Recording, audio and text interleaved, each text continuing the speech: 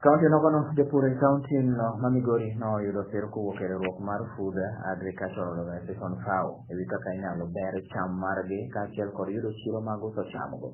Director mar FAO e county no Hamisi Muo wacho ni tiegruok to kod kar tiegruok e weche mag ohala e riwruokno en gima biro biro wach mar timo ber kaka pidho gwen, pidho oganda ma bende koro yudnegi chiro mana e alwora mar county ma Migori. Esechego afisa mochung' ne weche mag pur Migori Elijah Gambere to wacho ni koro tiegruokno biro konyo jopur mag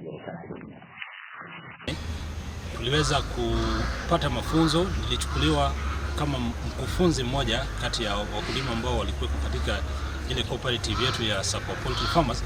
Nikawa mmoja wa wale ambao walichukuliwa kwenda kutahiniwa ili tupate ujuzi ambao walileta. Ujuzi wenyewe unazungumzia mambo ya farmer market schools. So FBS, kuna farmer market schools na farmer business school. Kwa kijumla can be produced to reach market demand under trainings, whereby they took us to Kisii for trainings for 21 days, the TOT and the CBCs, who are now acting down in the villages. We are on our grounds training farmers on GAPS, that is the good agricultural practices, which has really boosted production down in the villages. For this particular day, we will be graduating 40 farmers through a program called Farmer Field Schools.